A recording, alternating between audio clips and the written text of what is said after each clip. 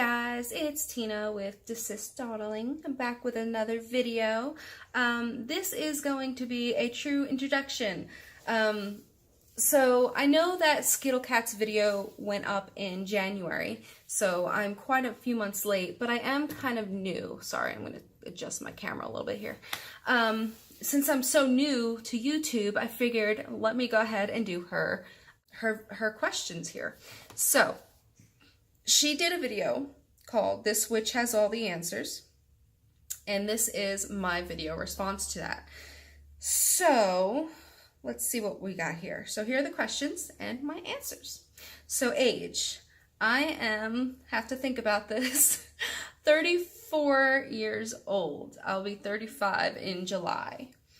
Location, I live near Atlanta.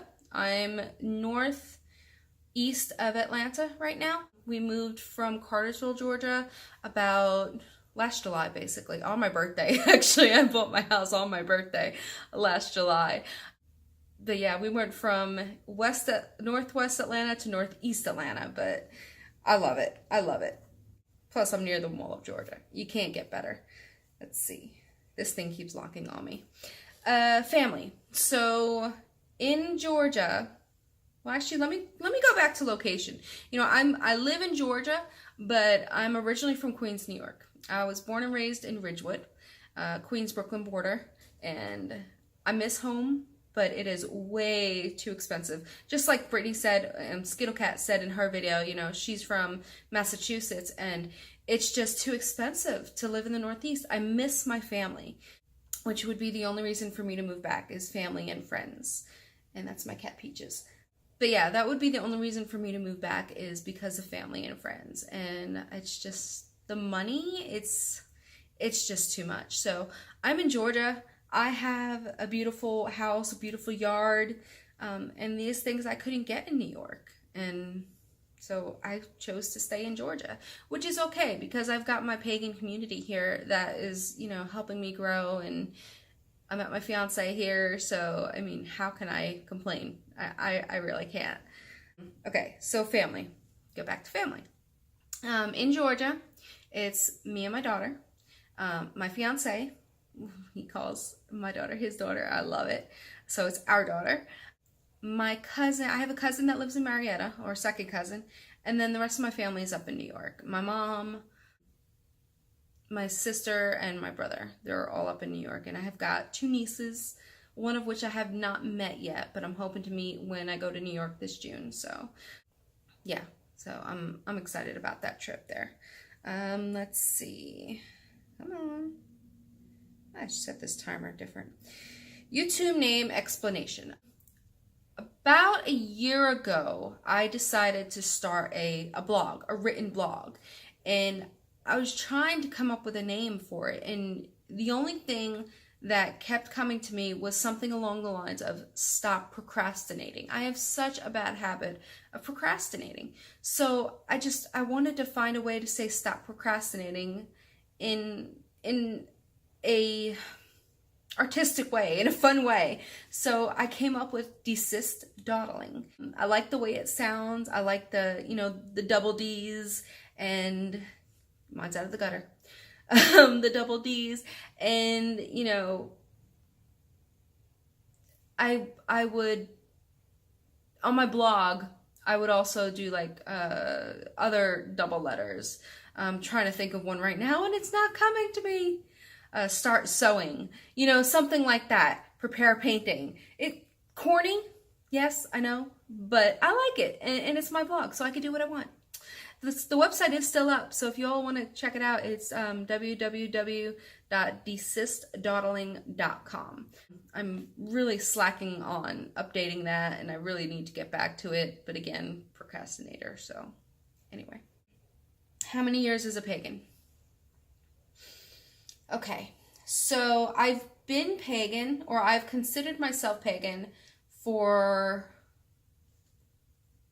I want to say about 10 years, maybe a little more. I'm mostly been non-practicing though.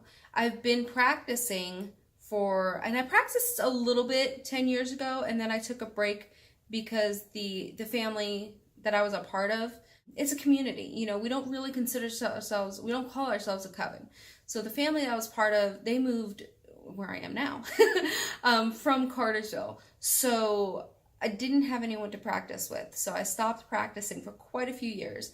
But I've been practicing regularly with my community for the past year almost, you know, since I moved in July. And I also have a few little witchy things that I do in my daily life. I don't only practice with them, but my rituals and stuff are definitely with the community. So, favorite part of the path.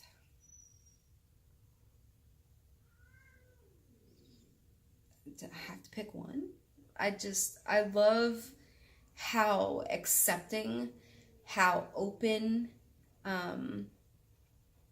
just, they're everything, you know. It just called to me, and there was no way I could say no to that.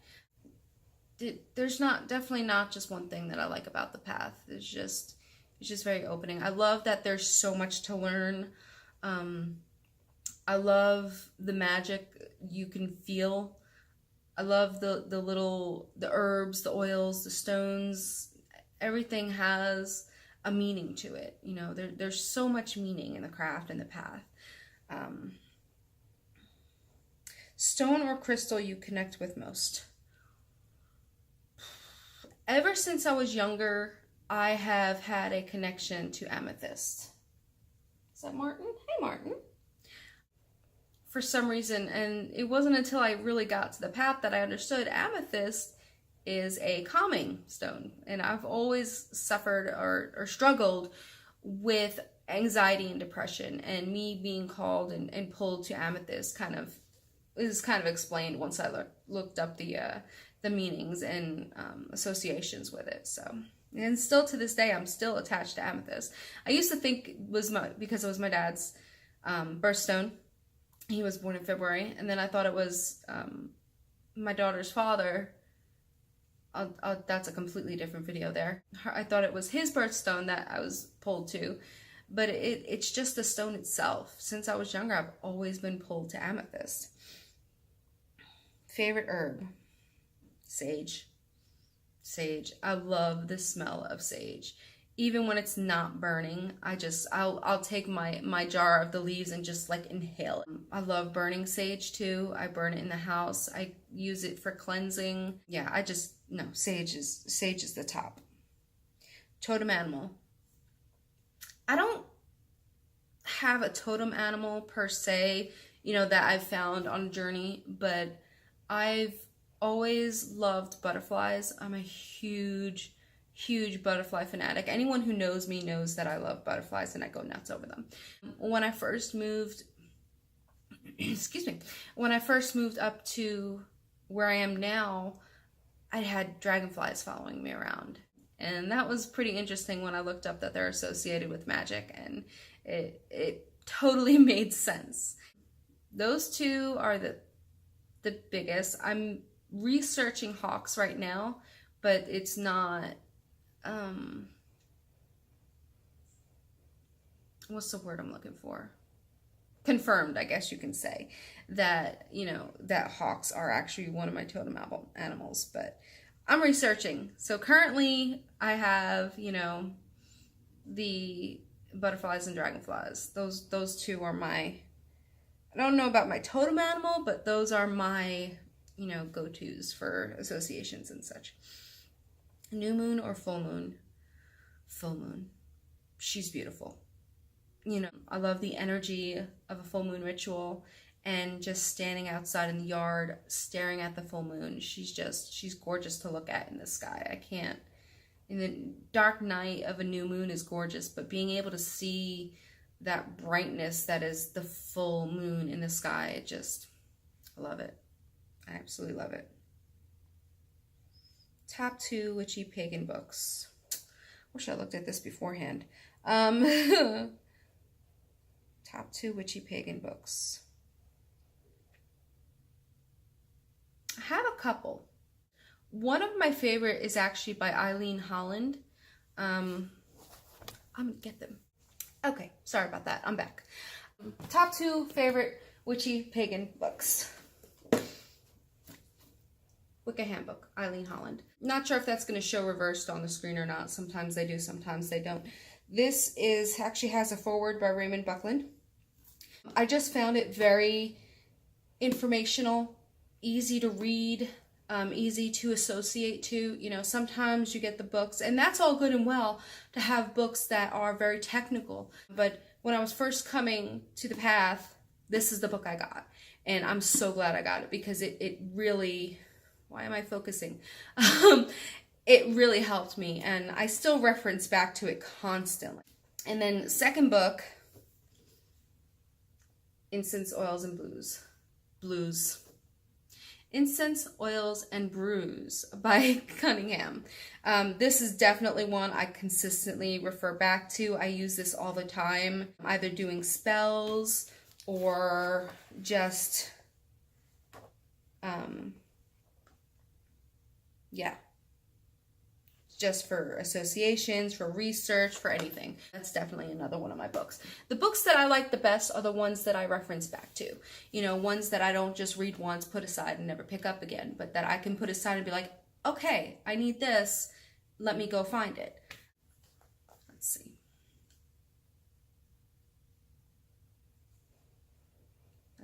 Let's see. What is your heritage? I don't know. It's weird to say. I don't know. My mom's side, we really don't know.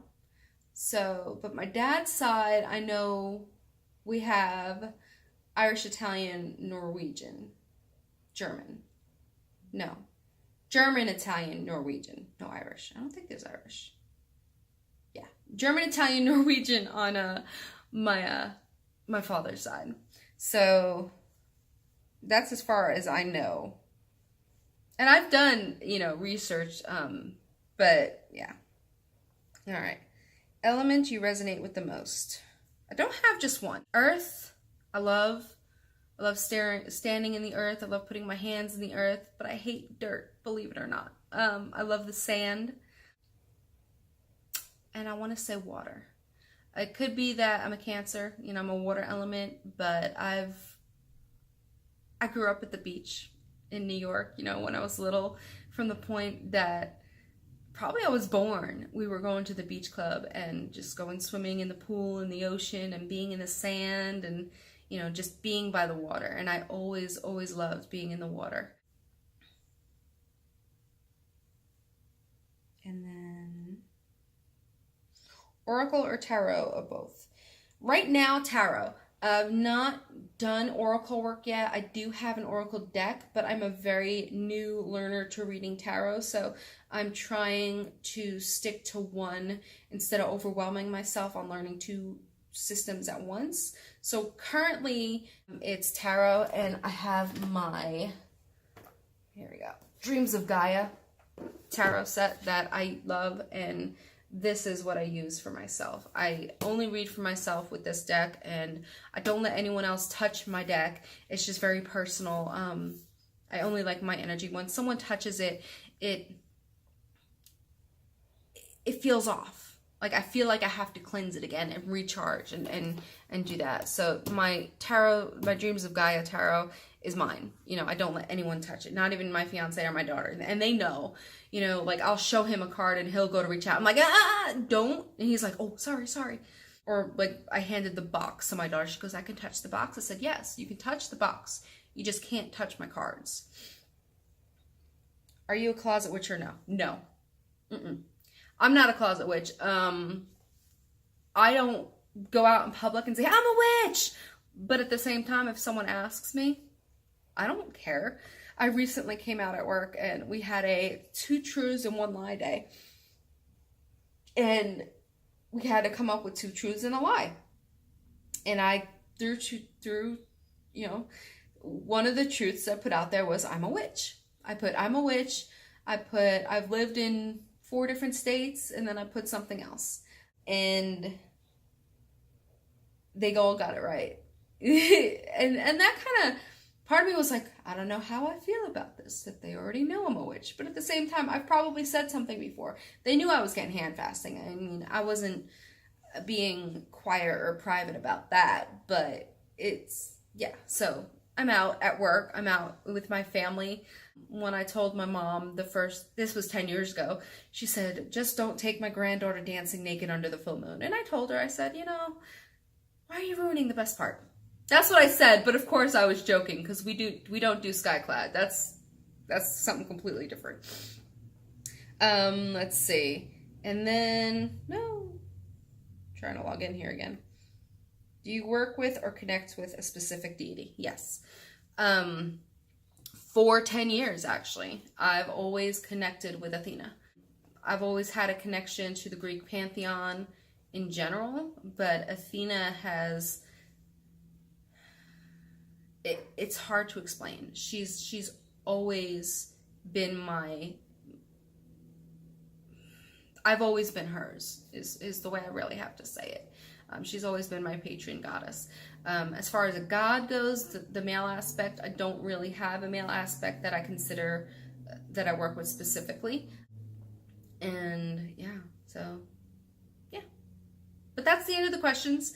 If y'all have any other questions that you want me to answer, if you have any other thing that you're curious about, feel free to comment, like, subscribe, whatever, and I'll see about getting to it. And of course, if anyone has not done this challenge already, you are free to do it yourself. But yeah, thanks SkittleKat, and thank you guys for watching. Blessed be.